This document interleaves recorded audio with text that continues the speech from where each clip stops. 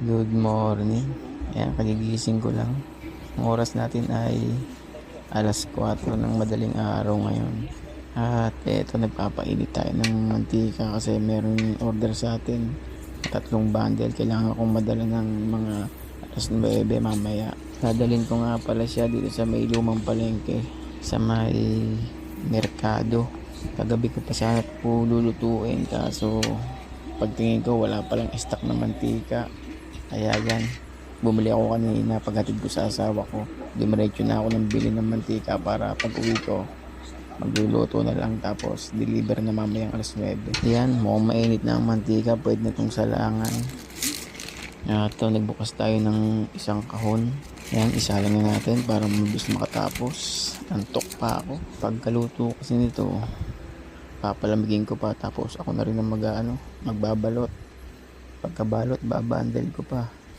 Kaya sana mga alas 9 matapos para ma-deliver agad natin kahit mga 9:30. Tamang-tama sa palengke tayo magdi-deliver para direct na rin tayo ng bili ng ulam para pang ulam sa tanghali.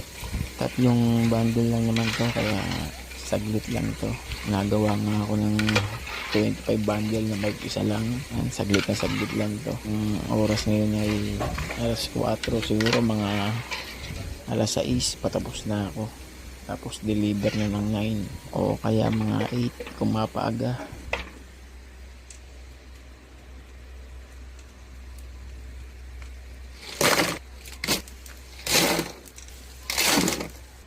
Yan, antok pa ako dyan mga tropa kasi sobrang aga. A few moments later. Ito mga tropa, ito yung naluto natin. 3 bundle lang naman kaya ito lang yung niluto ko. Mag-aantay pa ako ulit ng order. A few moments later.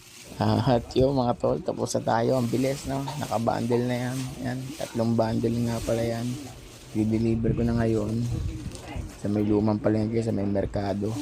Mag-isa nga pala tayo mag-deliver kasi yung anak ko ay tulog pa kasi sobrang aga. Napaaga na rin tayo ng tapos kaya ito alas 7 pa lang madideliver na natin. Yan, sabi ko nga sa inyo, basic lang to. 3 bundle lang to, sasaglit lang to sa akin. Nagawa nga ako ng ng 20 bundle, 25 bundle, minsan nagke-30.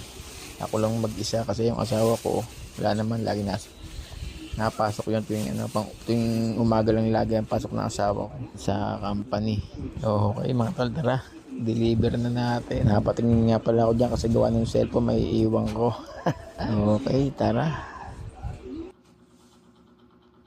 Siyempre kukunin natin yung cellphone, wala tayong pambili.